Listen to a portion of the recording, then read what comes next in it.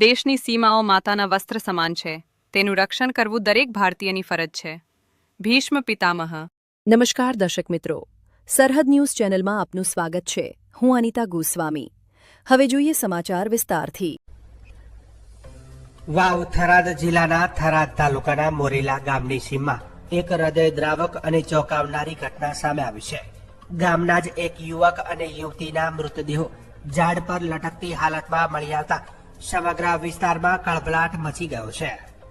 પ્રાપ્ત માહિતી અનુસાર મોરેલા ગામના ગૌચર વિસ્તારમાં આવેલા એક નિર્જન સ્થળે કેરડાના ઝાડની ડાળ સાથે બંને ફાંસો કાઢેલો હોવાનું સામે આવ્યું છે. નિર્જન વગડામાં આ રીતે ઝાડ પર લટકતા બે મૃતદેહો જોઈને સ્થાનિકોમાં હાહાકાર મચી ગયો હતો. ઘટનાની જાણ થતાં જ મોટી સંખ્યામાં ગ્રામજનો ઘટના સ્થળ પર દોડી આવ્યા હતા. ઘટનાની ગંભીરતાને ધ્યાનમાં રાખી ગામ લોકોએ તાત્કાલિક થરાદ પોલીસને જાણ કરી હતી. જાણ થતાં જ પોલીસ કાફલો તાત્કાલિક ઘટના સ્થળે પહોંચી ગયો હતો અને કાયદેસરની કાર્યવાહી હાથ ધરી હતી.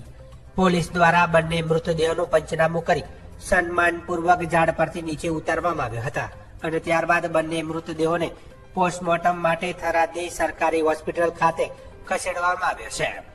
હાલ પોલીસે અકસ્માતના મોતનો ગુનો નથી સમગ્ર ઘટનાની ઊંડાણપૂર્વક તપાસ શરૂ કરી છે.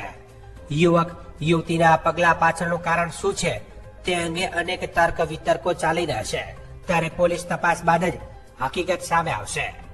આ ઘટનાએ મોરેલા ગામ સહિત સમગ્ર થરાદ પંથકમાં શોક અને ચિંતા ફેલાવી છે.